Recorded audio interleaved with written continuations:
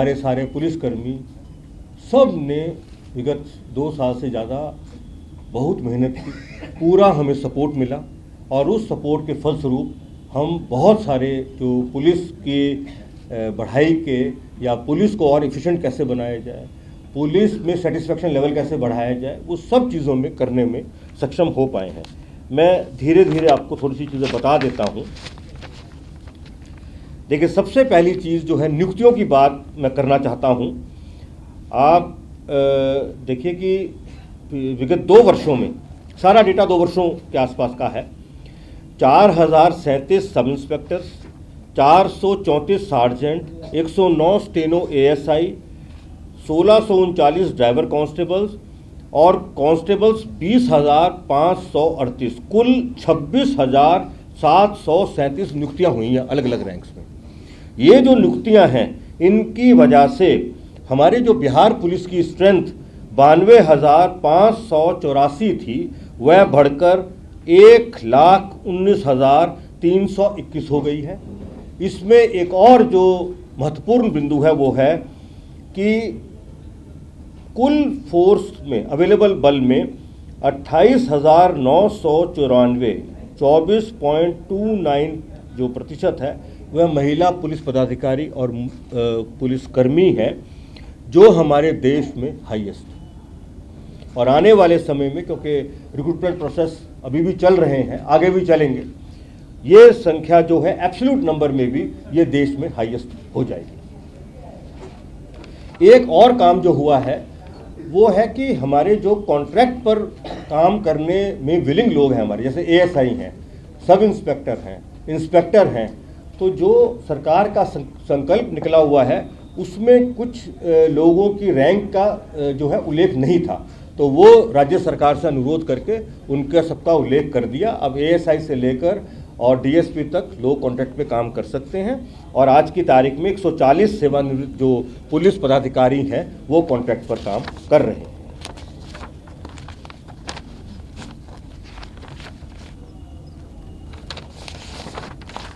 Infrastructure की जो बात है वो मैं आपके सामने रखता हूं।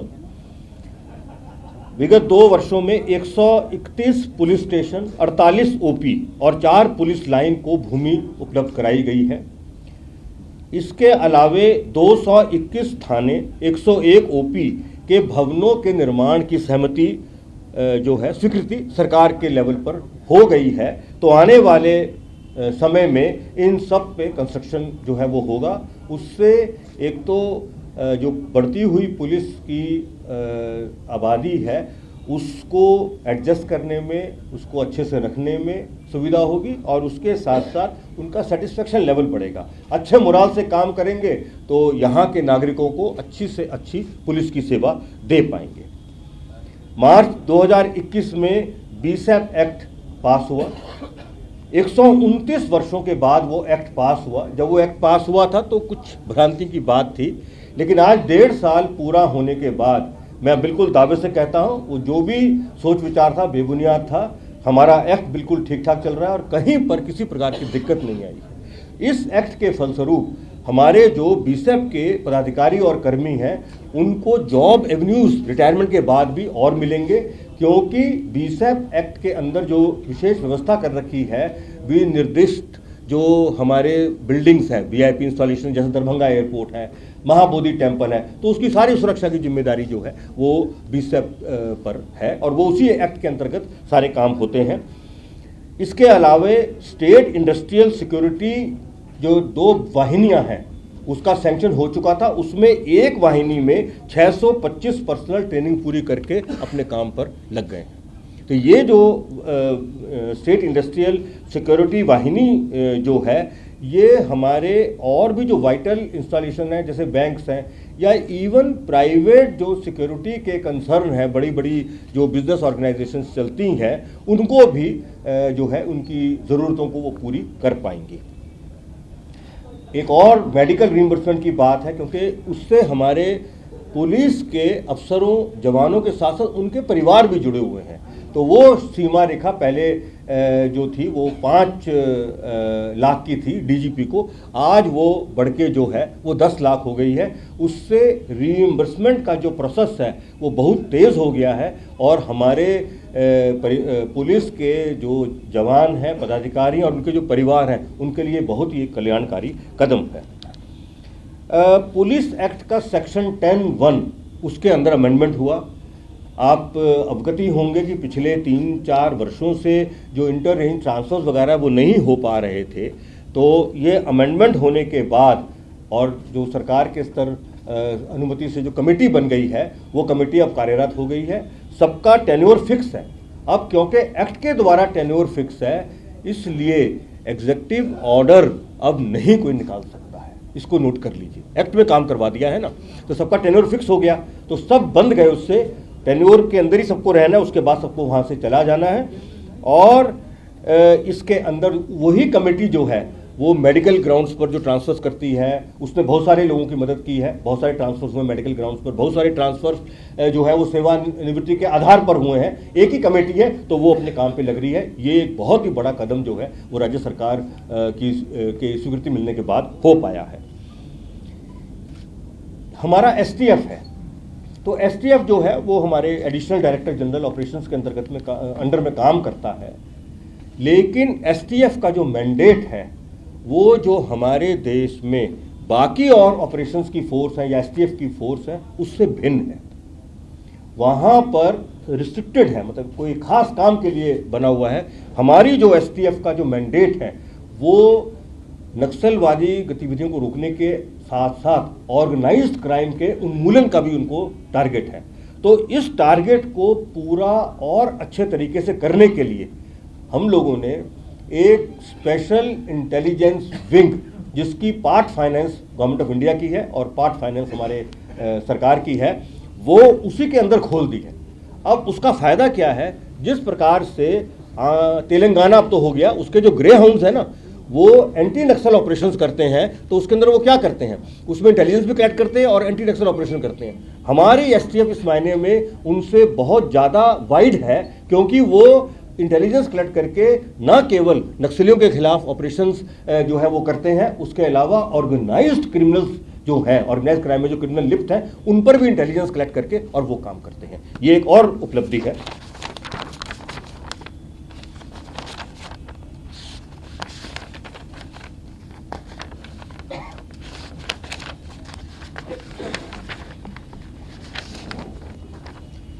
थोड़ा सा लॉ एंड ऑर्डर के बारे में भी और क्राइम के बारे में चर्चा करना चाहता हूं। विगत 2 वर्षों में सारे पर्व, सारे लोकल बॉडीज़ के चुनाव, विधानसभा के चुनाव, पंचायत के चुनाव बिल्कुल शांतिपूर्वक तरीके से संपन्न हुए हैं। ऐसे कई दृष्टांत सामने आए विगत 2 वर्षों में जो बहुत ही चैलेंजिंग थे। हमारे आसपास की स्टेट्स के अंदर कई तरह की दिक्कतें खड़ी हुई, लेकिन हमारी पुलिस ने दिन रात की मेहनत करके राज्य सरकार के गाइडेंस में अपनी मेहनत से और अपने निष्पक्ष काम से हमारे राज्य में ऐसी कोई दिक्कत आने नहीं दी। ये बहुत बड़ी जो उपलब्धि है, हमारी पुलिस का ये उत्कृष्ट कार्य है। एनसीआरबी को आप जानते ही हैं, वो पूरे देश का डेटा रखती है। तो एनसीआरबी 21 का डेटा हमारे पास आया है। हल्की सी बस चर्चा ये करूँगा कि 2021 में विगत वर्षों की तुलना में हत्या, डकैती, गृहवेदन, फिरौती हेतु अपहरण, दहेज हत्या, cruelty by husbands and relatives, attempt to murder की ऑल इंडिया रैंकिंग में उल्लेखनीय सुधार हुआ है बिहार का। इसका मतलब जो ये हम सारे एफर्ट्स कर रहे हैं, ये एफर्ट्स के फलस्वरूप ये रिजल्ट आ रहे हैं। थोड़ी सी चर्चा इसके बाद अभी और भी करूंगा, इसी को आगे जुड़ते हुए 2022 में जो हमारे ट्रेंड्स दिख रहे हैं, तो मुझे पूरा भरोसा है कि अन्य हेड्स में भी बिहार की रैंकिंग का इम्प्रूवमेंट होगा, क्योंकि कुछ हेड्स के अंदर सुधार ऑलरेडी हो चुके हैं और कुछ हेड्स के अंदर सुधार का संकेत मिल रहे हैं। एक बहुत इंपॉर्टेंट इशू रहता है पेट्रोलिंग का। पेट्रोलिंग पुलिस का बहुत इंपॉर्टेंट एस्पेक्ट है। तो हम लोगों ने लगातार मॉनिटरिंग करने के लिए 1001 पेट्रोलिंग बीट्स बनाए हैं और उसके अंदर 4115 पुलिसकर्मी कार्यरत हैं। और इसके अंदर भी इस बात का ध्यान रखा जाता है कि जो पुलिस पदाधिकारी कर्मी अच्छे से काम कर रहे हैं, ऐसे 1254 पुलिस पदाधिकारी और कर्मियों को पुरस्कृत किया है, और जो जिनके कामों में कमी पाई गई, ऐसे 836 जो पुलिस पदाधिकारी और कर्मी हैं उनको दंडित किया गया है। अब मैं आपको ना टोटल गिरफ्तारी राशि दे के एक जो है दे देता हूँ विगत 2 वर्षों की, वो बता रहा हूँ। लेकिन सबसे महत्वपूर्ण बात है विगत 2 वर्षों में कि पिछले साल अगस्त सितंबर के महीने में माननीय मुख्यमंत्री जी के स्तर पर जो रिव्यू हुआ था वो मर्डर केसेस पे रिव्यू हुआ था। तो उस पर एक रणनीति बनाई गई और उस रणनीति के फलस्वरूप काम किया और उस मर्डर हेड में हमारा डेली मॉनिटरिंग चलती है। 10,167 अरेस्ट हो चुके हैं और 1,984 मर्डर के अक्यूज सरेंडर किए हैं। और आप देख लीजिए ये जो हम कार्रवाई कर रहे हैं इसका सीधा असर जो एनसीआरबी का डेटा मैं मर्डर का बता रहा हूं उस पर पड़ गया। तो हम जो भी बात करेंगे तथ्य के आधार पर और आंकड़ों के आधार पर करेंगे, हम कोई वेग बात जो है वो करना नहीं चाहते। अब इसका और देखिए, इसका और असर क्या है वो मैं बताता हूं। कुल गिरफ्तारी 5,30,714 है। कुख्यात अपराध कर्मी जिसके अंदर 19,149 हैं। गिरफ्तार नक्सली की संख्या 482 है। किडनैपिंग फॉर रैंसम में गिरफ्तारी 90 है। बरामद अवैध आर्म्स 8,988 है और मिनी गन फैक्ट्री जो है वो 109। जाली नोट 30,47,965 है। तो ये जो भी काम हुआ है इसका असर किस तरह से पुलिस के अन्य कामों पे पड़ता है उसका उदाहरण दे रहा हूं। इसका असर ये हुआ है कि वर्ष 2021 में हमारे कुल कांडों की रिपोर्टिंग 2,82,067 थी, जिसके विरुद्ध 2,98,831 कांडों का निष्पादन हुआ। तो ये जो गिरफ्तारियां हो रही हैं यही ना कांडों के निष्पादन का रास्ता होती हैं। और 2022 में स्थिति और इम्प्रूव हो गई। 2022 अक्टूबर तक कुल दर्ज केस है वो 2,81,582 हैं, जिसके विरुद्ध 3,08,118 कांडों का निष्पादन हुआ है। तो ये सब चीज़ें एक दूसरे से जुड़ी हुई हैं। ये मैं सब चीज़ें जोड़ के इसलिए बता रहा हूँ क्योंकि अंत में मैं आपको 2-3 आपके सामने सवाल रखूंगा, तो इसलिए ये चीज़ को मैं आपके सामने इस ढंग से रख रहा हूँ। अच्छा, इसको और कारगर बनाने के लिए हमने क्या किया, हम लोगों ने ऑपरेशन प्रहार चलाया। उस प्रहार ऑपरेशन प्रहार के अंतर्गत 2 उसके जो है शीर्ष हैं। एक तो है 217 ALTF का गठन किया। उन 217 ALTF ने 81,808 गिरफ्तारी की और 23,10,842 लीटर शराब की बरामदगी की। वज्र की टीम बनाई गई, 92 वज्र की टीम है। उनके द्वारा जो कुल गिरफ्तारियां की गई 83,851 जो है की गई। 2,585 आर्म्स तथा 11,139 एम्यूनिशन की भी बरामदगी हुई। ये मैं आपको इसलिए ये थोड़ा सा फर्क बताना चाह रहा हूँ। ये जो हमने खास व्यवस्था की उसकी गिरफ्तारी है, लेकिन कुल गिरफ्तारी देखिए क्या है। मद्य निषेध का बता रहा हूँ। कुल गिरफ्तारी जो है, क्योंकि बहुत इंपॉर्टेंट है इन्फोर्समेंट के लिए इसलिए कह रहा हूँ। कुल FIR हुआ 1,72,047। कुल शराब की बरामदगी 88,21,976 लीटर है। कुल अरेस्ट 2,57,362 है। आउटसाइड स्टेट के 4,968 लोग गिरफ्तार हुए हैं।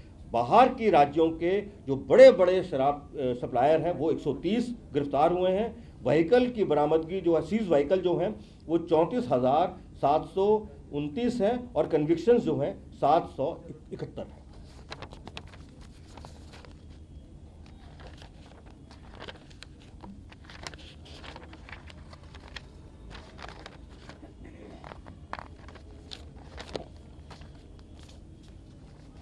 एक अनुशासन की बात रहती है।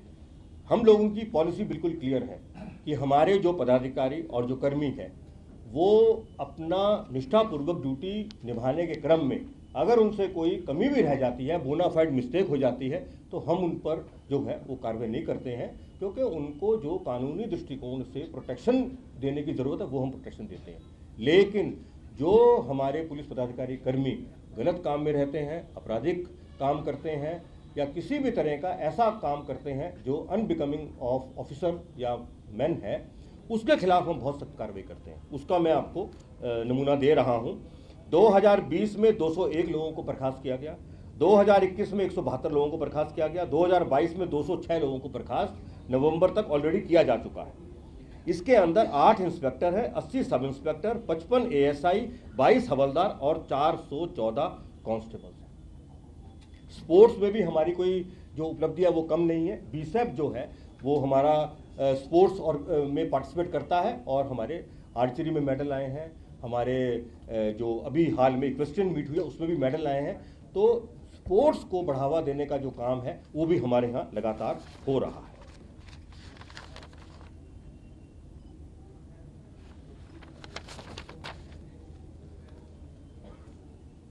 माननीय मुख्यमंत्री जी के स्तर पर हम लोगों का लगातार रिव्यू होता रहा है और उनसे बहुत ही बहुमूल्य गाइडलाइंस समय समय पर मिलती रही हैं।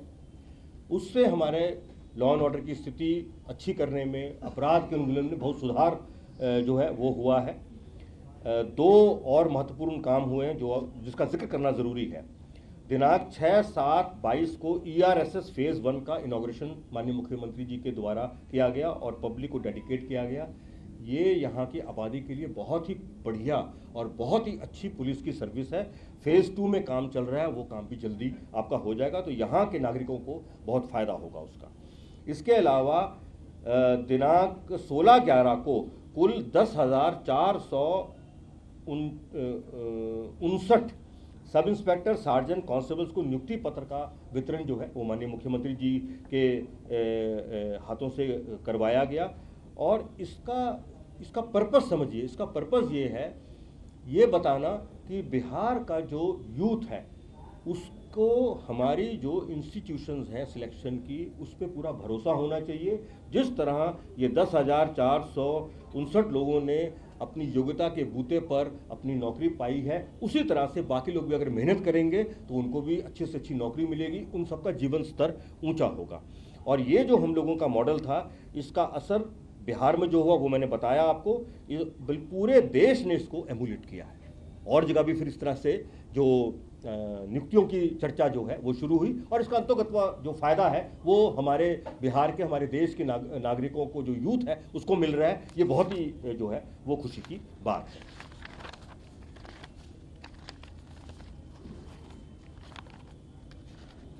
एक बस आपको आखिरी चीज़ और बताता हूँ।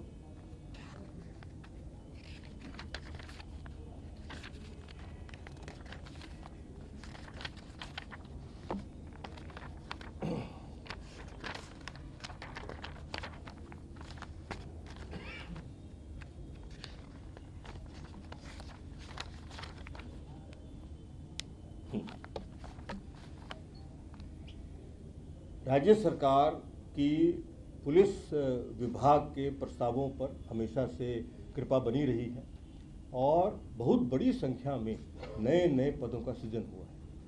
वैसे तो बहुत लंबी लिस्ट है, लेकिन सबसे महत्वपूर्ण जो काम हुआ है वो मैं आपको बताना चाह रहा हूँ।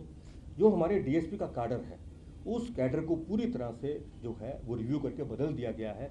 आज की तारीख में हमारे पास में 1049 DSP कैडर की स्ट्रेंथ हो गई है और इसी में कितने इसमें एडिशनल SP बनेंगे, कितने इसमें स्टाफ अफसर बनेंगे, कितने सीनियर DSP होंगे, ये सारा का सारा जो है वो अरेंजमेंट कर दिया गया है।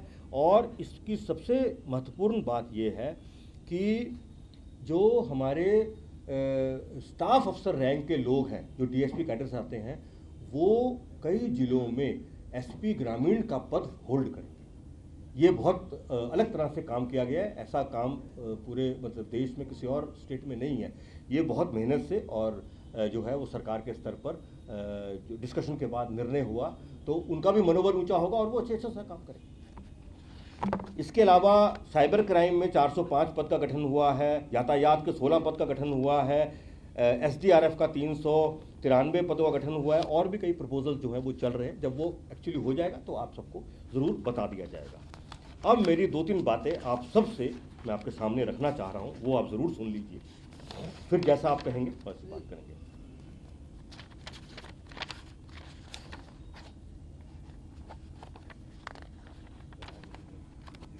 हाँ हाँ ठीक है, ठीक, छोड़ अभी रख दो, बाद में बात करते हैं। अच्छा निकल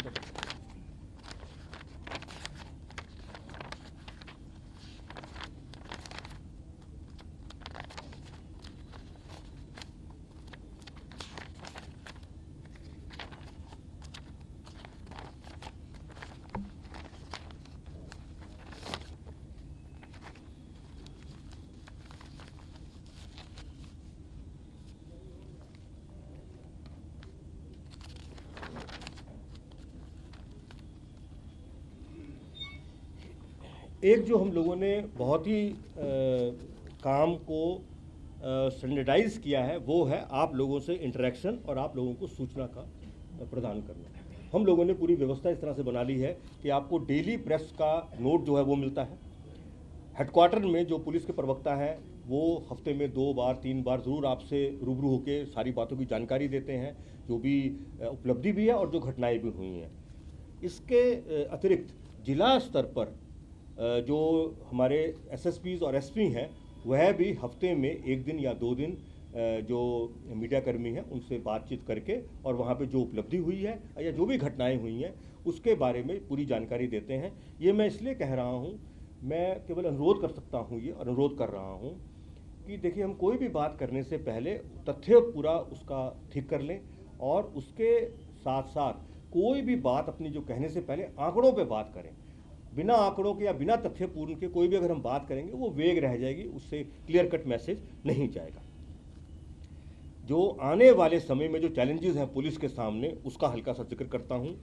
ऑर्गेनाइज्ड क्राइम बहुत बड़ा चैलेंज होने जा रहा है, इकोनॉमिक क्राइम्स बहुत बड़ा चैलेंज होगा, साइबर क्राइम्स बहुत बड़ा चैलेंज होगा, crime against weaker section women वो एक बड़ा चैलेंज होगा। और इसमें किस तरह से अच्छा इन्वेस्टिगेशन हो, तो जो साइंटिफिक एड्स कैसे इस्तेमाल करनी है उसकी भी पूरी व्यवस्था जो है वो हो रही है। बहुत सारे काम हो चुके हैं, कुछ काम जो है वो आने वाले समय में हो जाएंगे। हमारी एफएसएल की 3 अब तो रीजनल सेंटर्स बन गए हैं, पहले 1 था, अब 3 हो गई हैं। उसके अलावा हर रेंज पर भी बनाने की बात है, वो हम लोग कर रहे हैं। एक और चैलेंज जो आएगा वो आएगा पुलिस अफसर और जवानों की सोच विचार और उनके कंडक्ट के स्तर को अलग अलग तरह की ट्रेनिंग देकर उसको ऊंचा बनाना। ये एक बहुत बड़ा चैलेंज है। एक और बहुत बड़ा चैलेंज जो पुलिस के सामने है और आने वाले समय में रहेगा वो है जुवेनाइल डेलिंक्वेंसी। बहुत बड़ी संख्या में बहुत कम उम्र के जो लड़के और लड़कियां हैं वो गलत सलत हरकतों में रह रहे हैं, अपराध में भी कई लिप्त पाए गए हैं। तो ये बहुत ही समाज के लिए बहुत बड़ा चैलेंज है, केवल पुलिस के लिए नहीं है, समाज के लिए बहुत बड़ा चैलेंज है।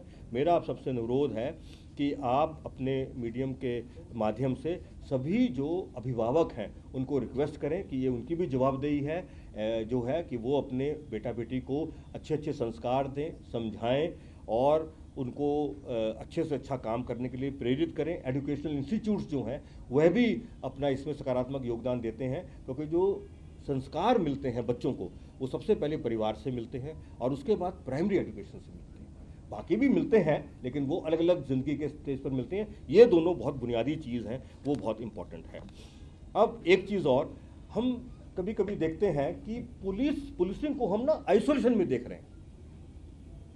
मतलब कि पुलिसिंग को आइसोलेशन देखने से तात्पर्य ये है कि किस तरह से कोई घटना हुई तो उसको बिल्कुल आइसोलेशन में देखा, उसके कॉजेज या क्या क्या हैं, उसके जो है कारण क्या है, वो उतना अच्छे से हम लोग नहीं देख रहे हैं। मेरा अनुरोध ये है कि पुलिसिंग को आइसोलेशन में ना देखकर हम उसको समेकित तौर पे देखें। जैसे उदाहरण के लिए कोई भी समाज में अगर एजुकेशनल का स्तर अच्छा होगा, हेल्थ का स्तर अच्छा होगा, पब्लिक सर्विसेज डिलीवरी स्टेट की अच्छी होगी, तो इन सब चीज़ों का सकारात्मक प्रभाव पुलिसिंग पर भी पड़ता है।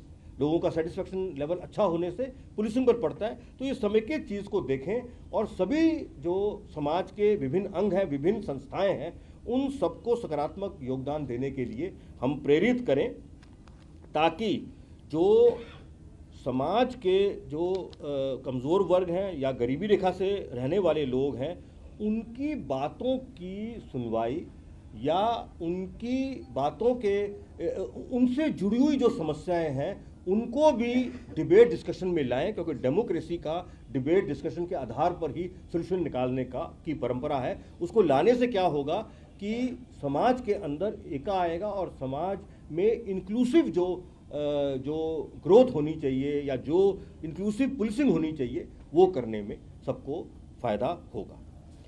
अंत में केवल 2 चीज़ जो है मैंने सोची आज।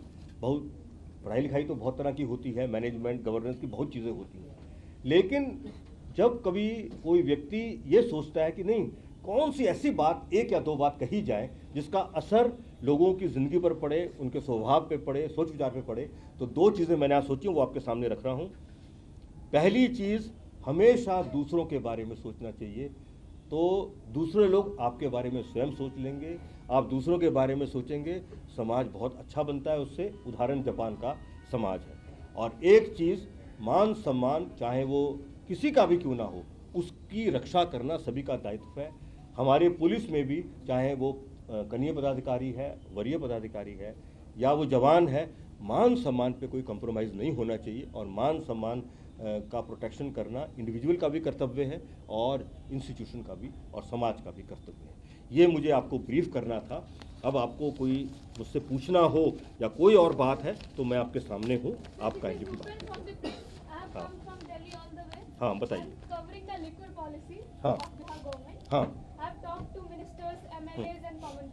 जो सबसे बड़ा सवाल मुझे लगभग सभी ने पूछा कि जो लिक्विड पॉलिसी की जो विफलता है उसमें पुलिस का बहुत बड़ा हाथ है। अगर भ्रष्टाचार नहीं हो, पुलिस मिलकर काम नहीं करे तो ये कामयाब नहीं हो पाएगा। इस पर आप क्या कहेंगे? मैंने आपको डेटा दिया ना पूरा। लिकर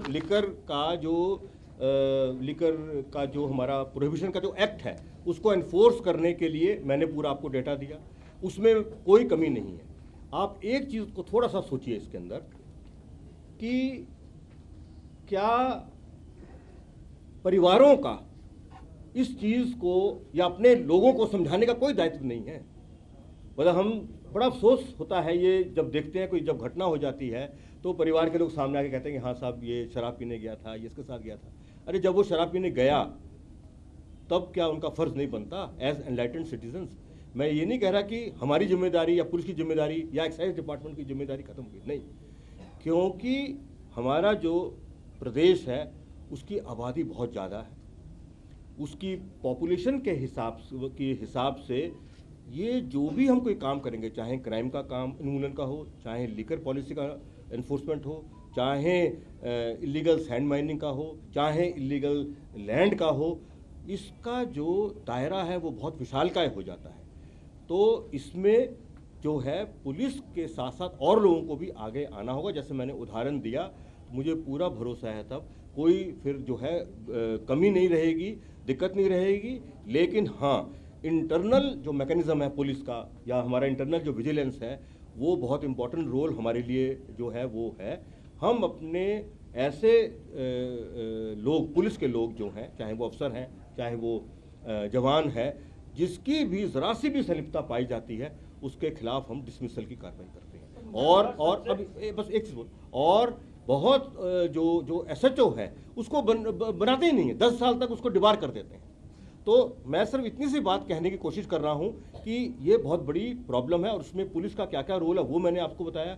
जहां मुझे जो लगा कि भाई इसमें समाज का भी योगदान होना चाहिए, परिवारों का योगदान खास तौर से, वो मैंने हल्की से चर्चा की। हाँ, अब आप पूछिए। के मामले में पुलिस पे सवाल उठे, बताइए, उदाहरण दीजिए। हमने इसकी जांच जो है वो करवा ली है और अपनी जांच की रिपोर्ट वो लोगों ने बता भी दी है। पुलिस में जो भी जब्ती हुई थी, एक तो उसका रेगुलर जो डिस्ट्रक्शन है वो लगातार होता रहता है। आज की तारीख में 95% हम डिस्ट्रॉय कर चुके हैं। लेकिन ये कहा गया कि भाई कोई स्पिरिट के कुछ जब्ती थी, उस बात को लेके जो बात हुई, तो हमारी जांच के अंदर किसी भी थाना से इस तरह की बात सामने नहीं आई है। बल्कि अगर आप याद करें कि उसकी जांच जो चल रही है, अभी भी चल रही है जांच, और जो आगे जांच चली है उसमें किस किस गांव में कहां से लोगों ने मंगा के बॉर्डरिंग एरिया से और उसका उपयोग किया है, वह बात भी सामने आ रही है। फिर भी आपने जो प्रश्न मुझसे किया है, मैं आपको पूरा विश्वास दिलवा रहा हूं कि अगर कोई ऐसी बात आएगी हम लोग बिल्कुल छिपाएंगे नहीं और उसमें जो भी दोषी होगा उसके खिलाफ सख्त से सख्त कार्रवाई करेंगे। नवादा मामला हो, धीरे-धीरे का रोसड़ा मामला हो या दूसरे जो आईपीएस से जुड़े बड़े मामले, उसमें आपने कोई निर्णय नहीं लिया। कौन से मामले में नहीं लिया हमने? रोसड़ा का मामला हो, नवादा में अभी आपने अपनी बातों में कहा कि SC ST चुनौती है उसका। हाँ। बतौर DGP आपने वो फाइलों का निस्तारण नहीं किया, क्या मजबूरियां हैं? नहीं, मैं आपको बता रहा हूँ ना, आप ये बात कैसे कह सकते हैं? पहली चीज तो ये है कि पिछले 2 सालों में जितनी ज्यादा कार्रवाई IPS पर हुई है, आप मुझे इतिहास बता दीजिए, 20, 25, 30 साल का इतिहास बता दीजिए। तो आपका ये बात तो बेबुनियाद है। यही पहली बात। दूसरी बात, मैं अभी क्योंकि मामला इन्वेस्टिगेशन में, इसलिए मैं कोई टीका टिप्पणी नहीं करूंगा, लेकिन हमें जो हमारे ही विभाग के ऐसे अफसरान जिन्होंने उसको डिफ्लेक्ट करने की कोशिश की, उससे उसको भी अपने मतलब मन में रखना चाहिए। तो मेरा सिर्फ इतना कहना है कि हमारी इस पे जांच जो है वो चल रही है, और उस जांच के बाद जो भी चीज़ सामने आएगी वो हम उस पर अपनी कार्रवाई कर देंगे। इसमें कोई सोचने की बात नहीं है। सर, आदित्य कुमार के मामले में आपकी पुलिस अब तक फेल है। उसमें आपके ऊपर के सवाल उठे थे, फेक कॉल के झांसे में आप भी आए थे। अभिषेक अग्रवाल जो है वो आपको भी गुमराह किया। नहीं, मैं आपको इसको क्लियर कर देता हूँ। आदित्य कुमार का मामला मैं क्लियर करता हूँ। देखिए, इसके 2-3 चीज़ें हैं वो मैं आपके सामने रख देता हूँ। एक तो आज की तारीख में आदित्य कुमार पर 2 केस हैं। दोनों केस का इन्वेस्टिगेशन चल रहा है, ट्रू हुआ है, सस्पेंडेड है वो आदमी, और उसको पकड़ धर करने के लिए हमने उत्तर प्रदेश की पुलिस की भी सहायता की है। जो पहली बात आप कह रहे हैं, गुमराह करने वाली बात जो बात है, इसको मैं पार्टली सही मान रहा हूँ। पार्टली मैं इसलिए सही पार्टली मान रहा हूँ कि हमारा जो भी निर्णय है उस निर्णय की आप तारीखें चेक करके एक बार दोबारा मेरे पास आ जाना, आपको आंसर खुद मिल जाएगा। क्योंकि जब आप लोगों की जो विचार चलते हैं उस विचार को कंटेस्ट करना पूरे ग्रुप के लिए, मतलब पूरे ग्रुप में जब विचार चलता है, मैं नहीं समझता उसका कोई फायदा होता है। लेकिन आज मैं आपके सामने कह रहा हूँ ना, आप डेट्स चेक कर लीजिए, आप हाईकोर्ट का ऑर्डर चेक कर लीजिए, आप उसके अंदर जो लिखा हुआ है वो चेक कर लीजिए ना, वो तो चीज़ छुपी हुई नहीं है, आपको अपने प्रश्नों का उत्तर स्वतः मिल गया। और एक मिनट, अभी पूरी होने दो, पूरी होने दो ना, पूरी बात होने दो। देखिए, ऐसा है ना, हमारा फ़ोन पर बहुत कॉल आती रहती है, हम लोग बात सुनी और बहुत दिन तक हमने इग्नोर भी करके रखा। लेकिन जब एक ऐसी इक्का दुक्का बात सामने आई, तब आप ये मत भूलिए कि उसको ट्रैप भी मैंने ही किया, FIR भी मैंने ही कराया कि नहीं कराया। तो मैं सिर्फ इतना कहूँगा कि जहाँ तक पुलिस हेडक्वार्टर है, पुलिस हेडक्वार्टर ने अपना जो प्रोफेशनल काम जैसा करना चाहिए था वह किया, उसमें कोई कमी जो है वो नहीं हुई। और दूसरा, उस आप ही के रिपोर्ट में मैं पढ़ता हूँ, मैंने पढ़ा है कि, और मुझे भी जानकारी है, उसने तो बहुत लोगों को फ़ोन फान किया। तो एक minute, why only police, why not other officers, ईमानदारी की बात भी तो होनी चाहिए ना। बस मैं इतनी बात कहूँगा, आगे चलिए। आप एक मिनट आपने दिया था आदित्य कुमार को, आपने अपने कलम से क्लीन चिट दिया। नहीं, किस चीज़ का क्लीन चिट, किस चीज़ का क्लीन चिट भाई? उस पर डिपार्टमेंटल एक्शन चल ही रहा है उस मामले में, उसमें कोई क्लीन चिट नहीं है। मैं फिर कह रहा हूं कि आप उसको चेक कीजिए पहले। अगर हाईकोर्ट जो है किसी सेक्शन के बारे में कुछ टिप्पणी कर रहे हैं तो हम उससे अलग कैसे हो सकते हैं? मैं बार बार ये बात कह रहा हूं, आप चेक कर लीजिए पहले, फिर दोबारा मुझसे बात करने आइए। ईओयू की जो FIR है हाँ। उस मामले में, उसमें इस बात का जिक्र है कि वो जो उनको इंफॉर्मेशन मिली है उस आधार पर वो FIR कर रहे हैं, और साथ ही साथ इस बात का भी जिक्र है कि आपने भी एक शिकायत दी हुई है। तो ये क्या आपका ये कहना कि आपकी शिकायत पर FIR हुई है, ये मैं आपको बता रहा हूं ना। देखिए सुनिए, मैं बहुत टेक्निकल चीज़ों में नहीं जाऊंगा, लेकिन मैं आपको एक चीज़ कहना चाहूंगा, आप किसी भी लॉयर से या किसी प्रोफेशनल आदमी से ये पता कर लीजिए कि सोर्स इंफॉर्मेशन जो है उसकी क्या कीमत है, और एक कोई जो एक आदमी अगर अपनी शिकायत लिख के दे रहा उसकी क्या कीमत है। इससे ज़्यादा बात नहीं करता। लेकिन DIG राजीव रंजन के मामले में तो CID ने ही अपनी रिपोर्ट में गिल्टी बताया था। नहीं, उसमें 4-5 चीज़ें हैं, आपको आधी बात पता है। मैं पूरे भरोसे से कह रहा हूँ, मैं पूरे भरोसे से कह रहा हूँ कि उसके अंदर कई सारी चीज़ें थी। तो उन कई सारी चीज़ों के अंदर हमें जो चीज़ सामने आई है, तो हमने उस पर जो CID की रिपोर्ट है, क्योंकि किसी पे कार्रवाई करने से पहले शो कॉज कीजिएगा ना, शो कॉज के लिए लिखा हुआ है फाइल पे, आपने पढ़ा नहीं इसलिए आप ऐसे कह रहे हैं। एक मिनट, हाँ बोलिए। आदित्य कुमार के वकील ने सवाल उठाया कि DGP साहब के पास जब पहली बार कॉल आया, उनके पास हर तरह की एजेंसी थी, तो उन्होंने पहले बार या दूसरे कॉल में ही जांच क्यों नहीं कराई? मैं कह रहा हूं ना, मैं आपको इसी बात को क्लैरिफाई करने की बात मैं कह रहा हूं। इस पर मैं बस इतना कहूंगा कि पहले जांच होने दीजिए ना। आप जितना सोच रहे हैं और आप जितना आपके जहन में बातें उससे और ज़्यादा हैं, इसलिए मैं अभी इस पर और ज़्यादा बात नहीं कह सकता हूं। मैंने आपको डेट की बात बताई, सब कुछ कर लिया, आप चेक कर लीजिए। हम अपने क्रियाकलाप में पूरी तरह ट्रांसपेरेंट रहे हुए हैं, और आप जोड़ घटाओ आपका हक है, आप कर सकते हैं, उसमें मुझे कुछ कहना नहीं है। लेकिन मैं अभी भी बात कह रहा हूं, एक डेट चेक कीजिए, हाईकोर्ट का ऑर्डर चेक कीजिए, जो लिख के आया वो चेक कर लीजिए, डिपार्टमेंट इलेक्शंस में हो ही रहा है। और अभी भी मैं कह रहा हूं कि कुछ ऐसी बातें हैं जो मैं आपके सामने अभी नहीं कह सकता हूं, उसका इन्वेस्टिगेशन होने दीजिए, वो अपना बात सामने है। मैं कह रहा हूं, सोच समझ के कह रहा हूं। एक मिनट, हाँ। मुझे I will have to check, लेकिन हमने जो हमारी ईओयू है उनकी ये मामला संज्ञान में है, और मैं ये अभी अंदाजे पर नहीं कहना चाहूंगा, मैं उनसे पूछ के आपको बता दूंगा। हाँ, तो यूपी में और आरसीएन में दोनों में फर्क है ना भाई। नहीं, वो देखिए सुनिए, एक बात मैं कह दूं, इन्वेस्टिगेशन एजेंसी जो है उसको व्यापक अधिकार है, वो किसी की भी मदद ले सकती है, किसी से पूछताछ कर सकती है, किसी और एजेंसी की मदद ले सकती है, तो वो ले ले, उसमें कोई बात नहीं। पुलिस जब सड़क पे नशा करके बदतमीजी करे तो क्या करना चाहिए सर, बताइए। नहीं, हम तो कह रहे कार्रवाई होनी चाहिए, बिल्कुल अच्छे से अच्छी कार्रवाई होनी चाहिए, इसमें कोई इफ और बट है ही नहीं। थाना के अधिकारी भी वहाँ पर थे, पुलिस में थे, वो कर रहे थे नरसंडा के पास चंडी थाना। चलो वो एक अलग से हमें दे दीजिए, उसको भी देख लेंगे। जब मैंने इतना लंबा डेटा दे दिया है, अरे इतने सारे लोगों पे कार्रवाई का मैंने डेटा दिया ना आपको, तो उसमें अब कौन सा शक बच रहा है बताइए। हाँ, जो कार्रवाई हुई है एसएसओ लेवल पे हुई है, तो आखिर वहाँ की सुपरिटेंडेंट पे क्यों नहीं हो रही है, उसको लेकर सवाल उठ रहे हैं कि जब भी इस तरह की कोई घटना होती है तो कभी चौकीदार को, कभी थानेदार को सस्पेंड कर दिया जाता है, लेकिन जो एसपी हैं या जो बड़ी पदाधिकारी हो, एक्साइज को हैं, उन पे क्यों नहीं कार्रवाई होती। 100 से अधिक लोगों की मौत हो गई, केवल 4 चौकीदार ही तो नहीं थे, एक ही मसरक थाना के अंतर्गत तो ये घटना नहीं हुई, ये 2-3 थानों पे तो कार्रवाई हुई है। हाँ, तो आखिर से जो उनके कप्तान है उन पे क्यों नहीं हुई। मैं बता रहा हूँ आपको, आप मेरी बात ध्यान से सुनना, क्योंकि आपको वो खराब लग सकती है। मेरी बात सुन लीजिए आप। रजिस्ट्रेशन कार्यालय है ना हमारे बिहार का, उसके अंदर क्या क्या होता है किसको पता नहीं है। उसके एक एआईजी लेवल के आदमी जो है उस पर डीआर केस बना ना, अरे बोलिए ना, चुप क्यों है, बना ना केस, तो क्या उसके ऊपर कोई नहीं है, उसके ऊपर कोई नहीं है क्या। एक मिनट, अरे मुझे बात कहने दो यार, मुझे बात तो कहने दो यार। तो आपसे मैं ये अनुरोध कर रहा हूं, आप भी सिलेक्टिव कभी कभी रहते हैं, उसको भी थोड़ा देख लीजिए। और एक मिनट नहीं, अरे भाई एक मिनट रुकिए ना, अरे मेरी बात सुनिए ना, मैं कहाँ कह रहा हूँ।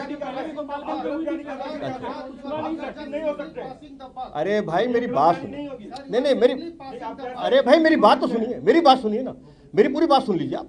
मैंने 2 बातें कही, एक मैंने कहा कि भाई अभी इतनी कार्रवाई हुई, ये बात हुई। दूसरी बात मैंने उदाहरण दिया है, वो यथार्थ है, आपके कहने ना कहने से नहीं होगा, उस पर मैं कुछ नहीं कह रहा हूं, लेकिन मैंने सिर्फ तथ्य सामने रखा है। तीसरी बात मैं ये भी कह चुका हूं कि हमारी जांच पड़ताल चल रही है, और जो हम लोग बिल्कुल क्लियर हैं। अरे जिसकी कोई लापरवाही या जिसका कोई कनाइवस सामने आएगा, हम लोग कार्रवाई कर देंगे। 2 साल से अधिक एक एसपी पे आपने कार्रवाई किया होगा शराब के मामले में, किसी जिले के पुलिस कप्तान को आपने निलंबित नहीं, देखिए ऐसा है कि मैंने कार्रवाई का ब्यौरा दे दिया है, और एक मिनट मैंने कार्रवाई का ब्यौरा दे दिया गया है, और बाकी इस पर मैं और कोई बात जो है और इसको ऐड करना नहीं चाहूंगा, क्योंकि ये तो वाद विवाद का विषय हो गया ना, इससे इस पर बात नहीं और आगे हो सकती है। मैंने ब्यौरा पूरा दिया, कितने लोगों को हमने कार्रवाई की, चलिए हो गया। सर एक सवाल वापस से उसी एफआईआर पर। हाँ। मैं एफआईआर की मैंने कॉपी खोली हुई है। हाँ। आपने उस समय भी ये दावा किया था, आपने अभी भी ये दावा किया कि आपके प्रतिवेदन पर वो एफआईआर दर्ज हुई थी। इस एफआईआर की जो लाइन है वो साफ तौर पर ये लिखी हुई है। अरे मैंने कह दिया भाई आपको, लेट मी कंप्लीट। इसमें ऑलरेडी लिखा हुआ है कि जो फेक कॉल जा रही थी उसके रिगार्डिंग एक टीम का गठन कर दिया गया था। हाँ। और अगली लाइन है कि इस संबंध में आपका भी एक प्रतिवेदन प्राप्त हुआ है। हाँ, इसमें टाइमिंग का कहाँ हिसाब किताब है। था और है का मतलब अरे क्या भाई है? एक मिनट रुको, एक मिनट आप मेरी बात सुनिए ना। ये जो भी कार्रवाई हुई है, जब मैंने कह दिया कि हम लोगों ने उसको जब ट्रैप करके और रिकॉर्डिंग करके, तो उसी वक्त हमने अपनी टीम का गठन कर दिया। तो अरे भाई मेरी बात सुनो ना, आप क्या समझ रहे हैं 5 मिनट में एफआईआर हो जाती है क्या? ऐसी बात मत कीजिए। मैं सिंपल बात कह रहा हूं कि जो सोर्स इंफॉर्मेशन है वो अलग तरह से बात करती है, और जो इंफॉर्मेशन एक इंडिविजुअल देता है उसकी कीमत बहुत ज़्यादा है कानून में। तो मैंने इतनी सी बात का फर्क करने की कोशिश की है। अगर जो है भाई जो सोर्स इंफॉर्मेशन है वो एक अलग तरह की इंफॉर्मेशन है। मैंने कम से कम, क्योंकि जो मेरे सामने बात है, मैंने अपनी बात लिख के बताया कि इस तरह की बात हो रही है। मैंने कौन सी चीज़ छुपाई इसके अंदर? वो दोनों बातें हैं। अब चलो हो गया, आप इन्वेस्टिगेशन होने दीजिए, चलिए। अरे इन्वेस्टिगेशन होने दीजिए। सर इसके पहले गोपालगंज में भी हुई थी सर, हाँ। खजूर में ट्रेजेडी हुई। हाँ, एक मिनट। फिर मधेपुरा में हुई, समस्तीपुर हुई सर, उसके बाद फिर आज यहाँ हो गई है छपरा में। लेकिन सर सारे इतने बड़े बड़े ट्रेजेडी हुए, लेकिन अभी तक कोई ठोस कार्रवाई नहीं हुई। पुलिस को मैं इसको आपको अलग, एक मिनट, मैं आपको अरे अलग से ब्यौरा दे दूंगा ना। अब 28 लोगों पे कार्रवाई हुई थी गोपालगंज में। पुलिस का इंटेलिजेंस फेल है, या फिर पुलिस शराब नहीं रोक पा रही है, या उस ट्रेजेडी पे कोई स्पेसिफिक स्ट्रेटजी नहीं है सर आपकी जिसके आधार पर कार्रवाई हो सके? और ये ज्यादातर सर जो कांड हुए हैं वो आपके कार्यकाल में हुए हैं। अगर आपके पास डेटा हो तो 2016 ठीक है यार, वो उसमें अब मैं फिर कह रहा हूँ ना, अब मेरे पास हर चीज़ का डेटा नहीं, डेटा आप देख लेना, और अगर आपका परसेप्शन ये, मुझे उसमें भी कोई आपत्ति नहीं है। मेरी बात सुनिए, एक मिनट, मुझे इनकी बात का उत्तर देने दीजिए ना। उसमें 28 लोगों पे कार्रवाई हुई थी। इंटेलिजेंस की बात जहां तक है वो भी सही है, कोशिश वो भी सही है, लेकिन जो मैंने आपको बुनियादी बात कही वो एक कारण है। क्योंकि क्या है कि इतनी बड़ी आबादी में कहीं दूर से कोई आदमी चोरी छुपे जाके शराब पी के आके अगर वो बात फैल जाए, या कहीं से चोरी छुपे लाके और वो कर दे, तो उसमें अगर जो है उसके परिवार के लोग या गांव के लोग या चौकीदार वगैरह खबर नहीं करेगा तो बात तो बढ़ ही सकती है। बस मैं इतनी बात कहूंगा, बाकी होने दीजिए। करप्शन के बारे में आपने सीधा आंसर नहीं दिया सर। कैसे करप्शन के बारे में बताइए? ये इतनी सारी कार्रवाई जो पढ़ाई है इसके अंदर सब तरह की चीजें। मशरक थाने में सर शराब का टेट्रा पैक और ग्लास एनर्जी ड्रिंक सब कुछ बांध कर वहां पर फेंका हुआ है। हमने कल वो वीडियो दिखाया भी कि थाने के अंदर किसी ने तो शराब पी है, या तो खुद पुलिस ने पी है या थाने के अंदर किसी और ने पीकर वहां पर फेंका हुआ है। इस पर आप क्या राय है? क्योंकि पुलिस, चलो हम इसकी, मुझे इसका एक मिनट, मैं बस इतना ही कहूँगा कि जो आप स्पेसिफिक बात कह रहे हैं, मेरे पास इस वक्त अभी स्पेसिफिक जानकारी नहीं है। हम जानकारी प्राप्त करके आपको वो जो है वो बता देंगे, इसमें कहीं कोई बात नहीं। तखत जो गांव है सर, जहां 7 लोगों की मृत्यु हुई है, वो मसरक थाने से सिर्फ 100 मीटर की दूरी पे। तो सर आप बताइए कि सिर्फ 100 मीटर की दूरी पे शराब बिक रही है, लोग पी रहे थे। चलो तो जितनी कार्रवाई हुई है उतनी कर दी है, आगे भी देख लेंगे। चलो इसको बंद करें। ना हो इसके लिए कुछ आप मूल मंत्र देके जा रहे हैं विभाग को सर? अरे भाई, प्रिकॉशन ही ना ले सकता है आपका? मैं तो बता रहा हूं आपके, मैंने अभिभावक की बात आज क्यों की है? अरे अपने बच्चों का देखरेख भी क्या पुलिस करेगी क्या? आप अजीब बात करते हैं भाई। पढ़े लिखे लोग, एक मिनट, नहीं, एक मिनट को मुझे पहले बात तो कहने दो ना अपनी। तो जो रोल जिस इंस्टीट्यूशन का है उसको तो मानना ही पड़ेगा, और बाकी हम लोग डिस्कशन तो जितना मर्जी कर लें, उसका तो कोई अंत है नहीं। तो जितनी बातें मैं कह सकता था और जो मेरे पास चीजें थी वो मैंने आपको बता दी है। बाकी इन्वेस्टिगेशन आगे चल रहा है, जो कार्रवाई की जरूरत पड़ेगी वो कार्रवाई पूरी की पूरी होगी। अगर आपके पूरे करियर में, मतलब इस ड्यूटी रहने के दौरान एक ऐसी उपलब्धि या फिर फेलियर जो आप जिंदगी भर याद रखेंगे? देखिए, उपलब्धि मैंने बहुत सारी बता दी है, और फेलियर तो बहुत सारे हैं याद रखने वाले। पूरा मेरा 36 साल का कैरियर रहा है, बहुत से फेलियर हैं। बतौर डीजीपी? नहीं, बतौर डीजीपी हो सकता है, मैंने तो बहुत सारी चीजें आपको गिनवाई है, पूरी की पूरी उपलब्धियों का पूरी लिस्ट दी है ना। How could you ignore that thing यार? फेलियर की बात तो पुलिस के अंदर आती रहती है, और मेरी जो लायबिलिटी है वो अलग अलग तरह की है। तो फेलियर की जहाँ तक बात है वो मैं आउटराइटली किसको मैं करूं वो मैं अभी उस स्थिति में नहीं हूं ये कहने के लिए। लेकिन एक मिनट, लेकिन आप जो कह रहे हैं कि वे सारी जिंदगी याद रखने की बात है या कोई चीज़ है, पुलिस के अंदर ठीक है कुछ चीज़ें हैं अपनी, और पुलिस की नौकरी बहुत रिस्की नौकरी है। हाँ, 10 काम अच्छे हो गए, 11वां खराब हो गया तो उसमें भी बहुत तरह की दिक्कतें हैं।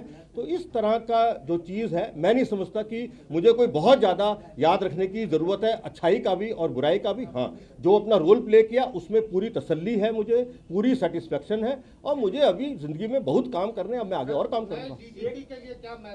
मैं ऑलरेडी दे चुका हूँ, आपने पढ़ा नहीं है? अरे मैं दे चुका हूँ, आपने पढ़ा नहीं तो मैं क्या कर दूँगा? हाँ, आपके विभाग से जुड़ा हुआ, आपने कई चीजें की महकमे के लिए, जो आपके सबसे निचले तबके के हैं, सिपाही हैं, दरोगा हैं, उनका टीएडीए का मामला काफी वर्षों से लंबित चल रहा है। किसका टीएडीए का बताइए ना? जो आपके विभाग के हैं, सिपाही हैं, दरोगा हैं। नहीं, जो तो पूरा सबका सब क्लियर कर दिया गया है। टीए का जो है उसका तो नियम बना हुआ है, उसमें अलॉटमेंट एक्स्ट्रा ला के जरूरत पड़ने पर कम पड़ जाता है तो सरकार से और अलॉटमेंट लेके काम कर दिया जाता है। एक अंतिम सवाल है, एज ए डीजीपी आप मानते हैं कि बिहार में शराबबंदी सफल है? अगर सफल ये एक पॉलिसी क्वेश्चन है, इसका उत्तर मैं नहीं दे सकता हूँ। सर डायल 112 अरे लॉ बना हुआ है। डायल 112 जो है पटना क्या डायल 112 जो है हाँ, हो गया, बस हो गया। नहीं, अब हो गया, सब बात कर दी ना।